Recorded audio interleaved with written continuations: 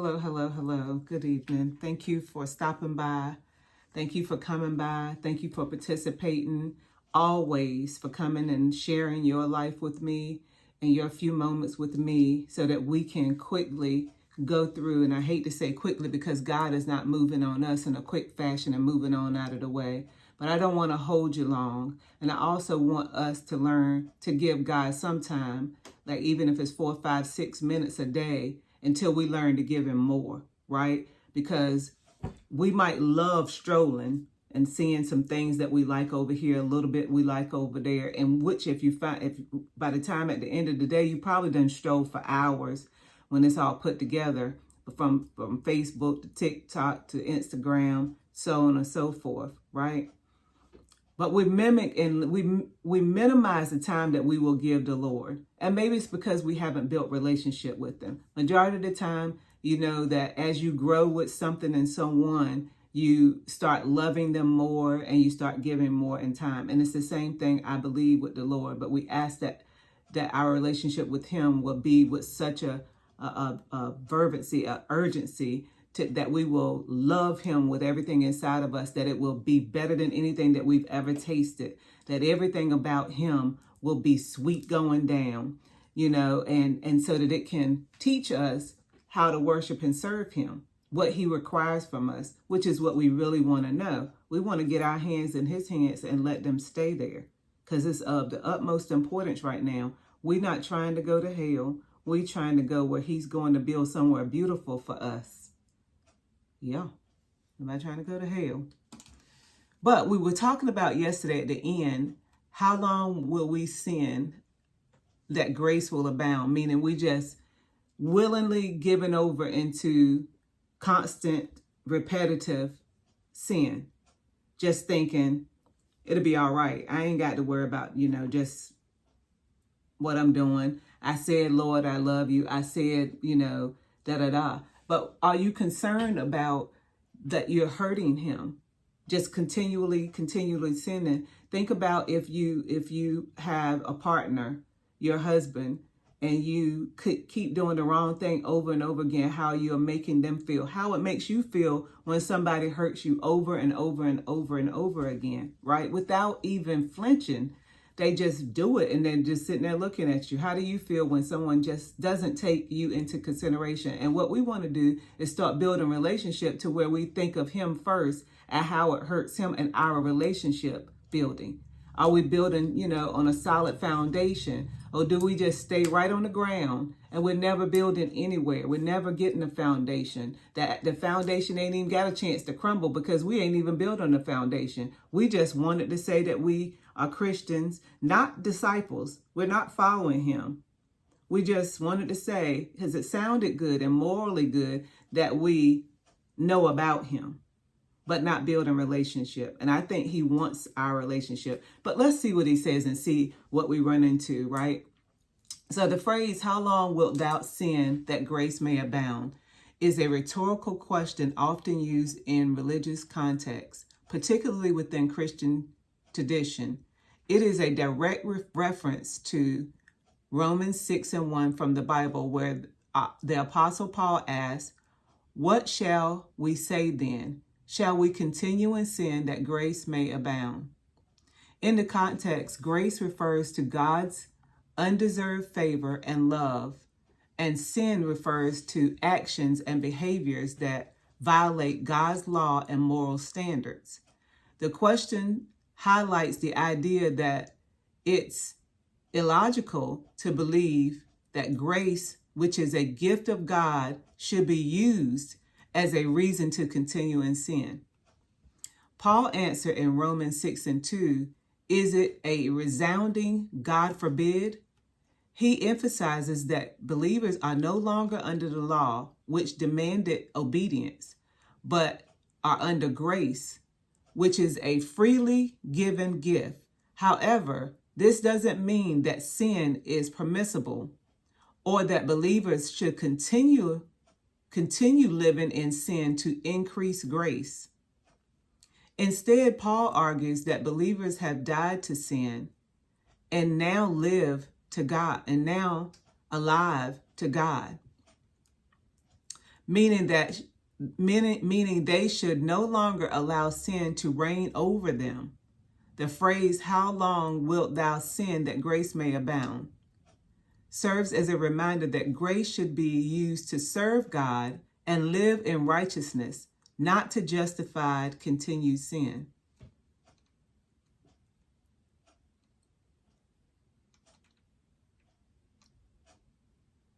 Let's go read what Romans 6:1 says.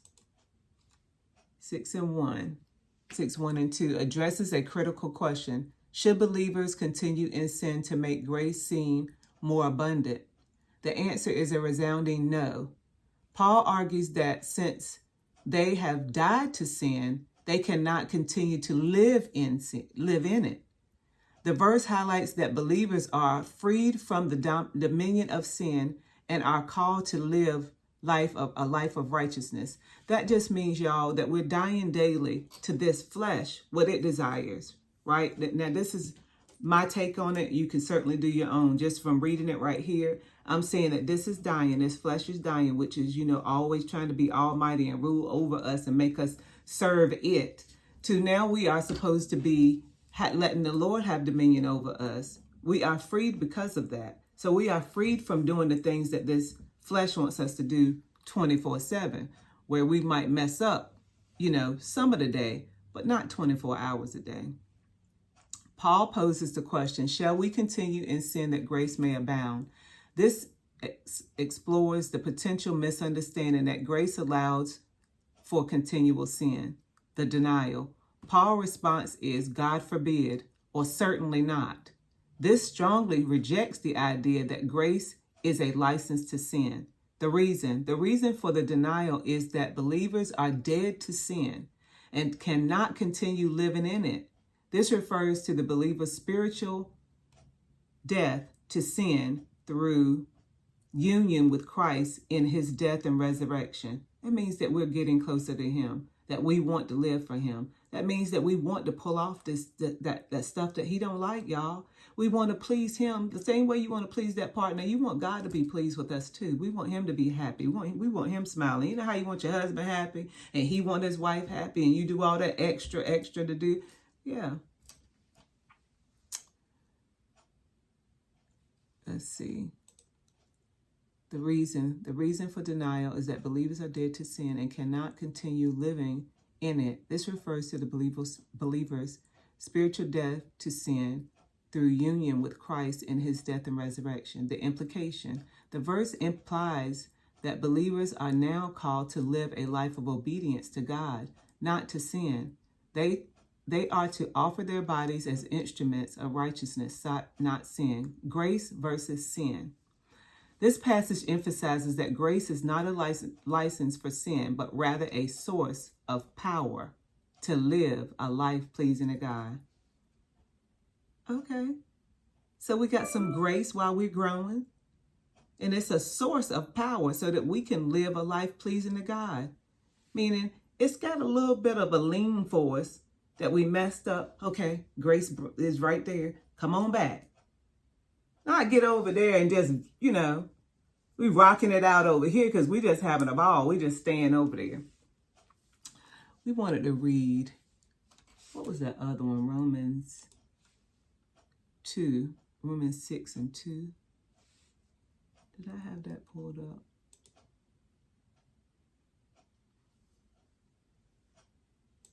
Well, we're going to pull that up. Romans 6:2.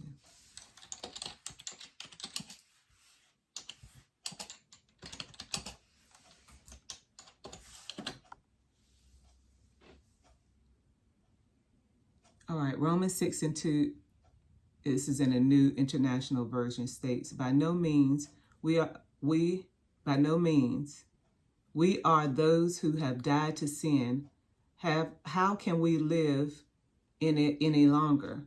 This verse emphatically declares that Christians should not continue to sin as they have been united with Christ in his death and therefore no longer under dominion of sin. Elaboration, emphatic rejection. Paul uses a strong negative response by saying again, no means. The answer to a rhetorical question poses to in Romans, which we just read, Romans 6, suggests that Christians might continue to sin to demonstrate God's grace, dying to sin. This verse affirms that believers have died to sin through their identification with Christ's death and resurrection. The concept symbolizes in baptism, Romans 6, 3 and 4. No longer living in sin. Having died to sin, Christians are no longer subject to its power or control.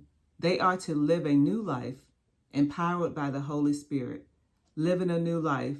The verse sets the stage for the rest of Romans 6, which outlines how believers are to live in this new life, free from the bondage of sin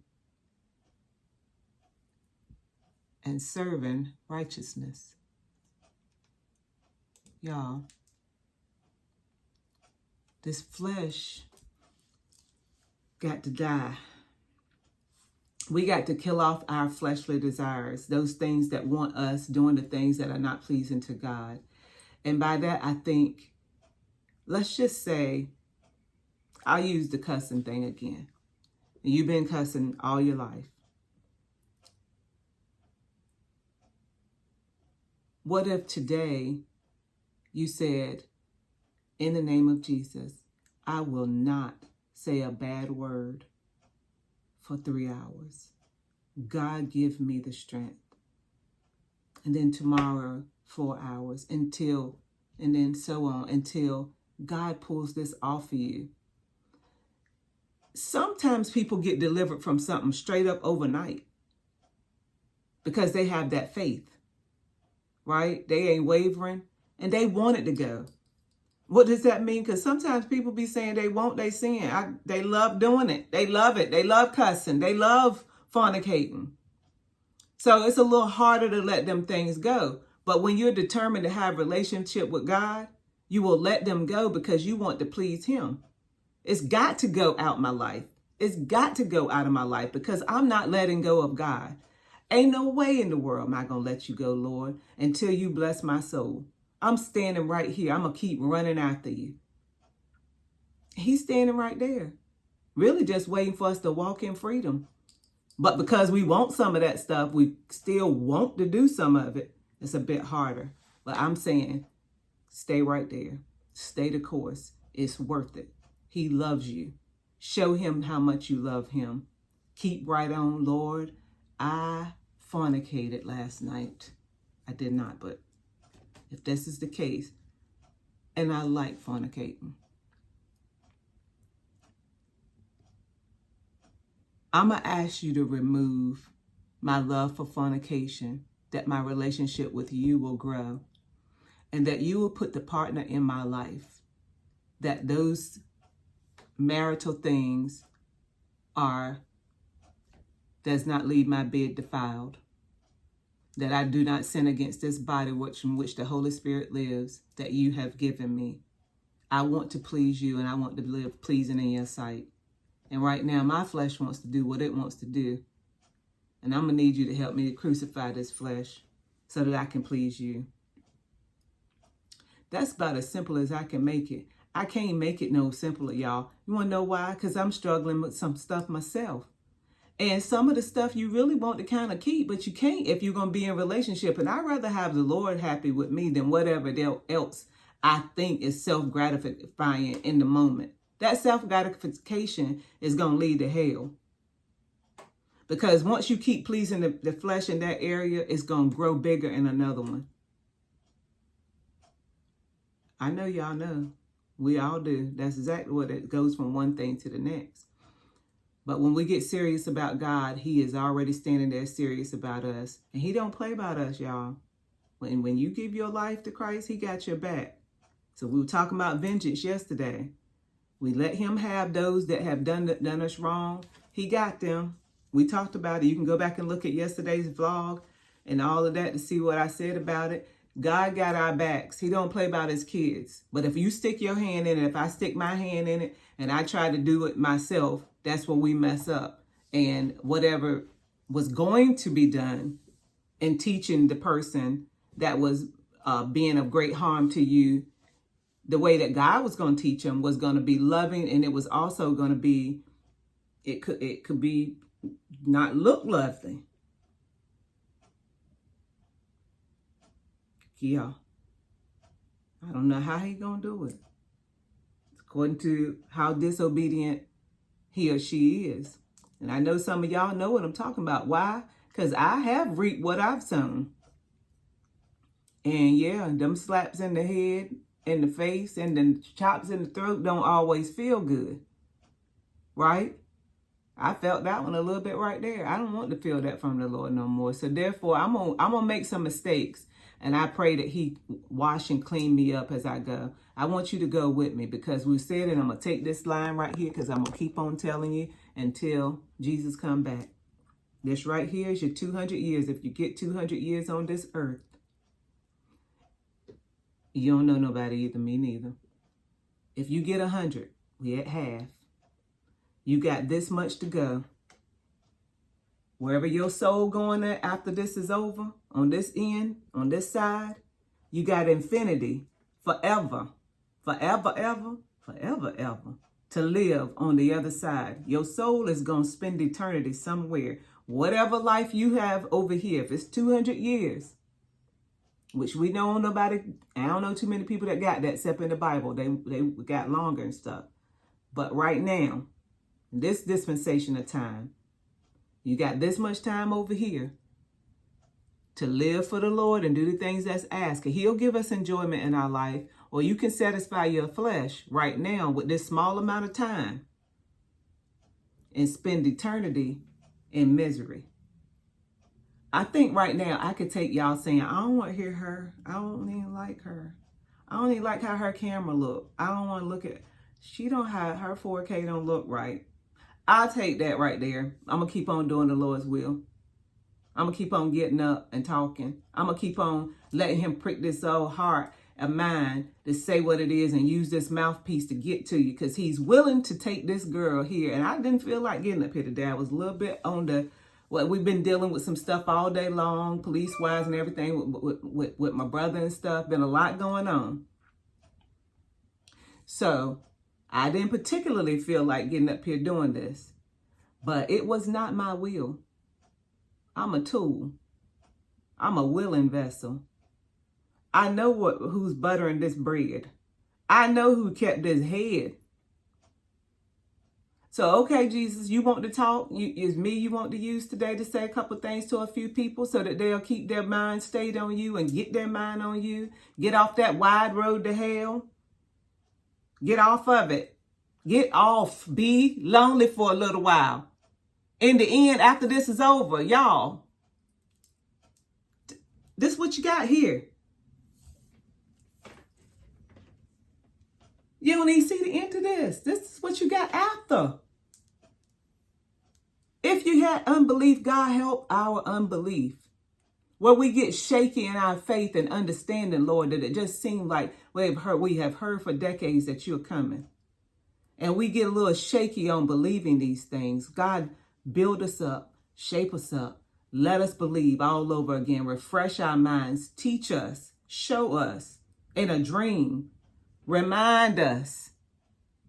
I don't want that though, Lord. I don't want them. Unless I'm going, I just let me, just have your way.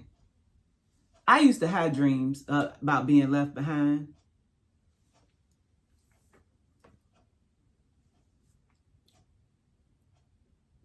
Ask the Lord to show you too. He will show you your nasty self. Think that and I thought they used to call me, somebody used to call me good old do nothing Gina, good old Gina. I ain't never been good old Gina, but they thought I was. I asked the Lord to show me myself. He'll show you. You got some stuff in there that you ain't know was in there. Ask him to show you, but clean you up.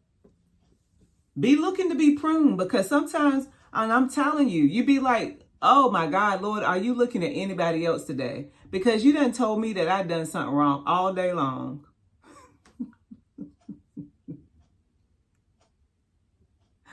Can you go tell Brother Joe and Sister so-and-so? Because I saw them. They ain't being nice.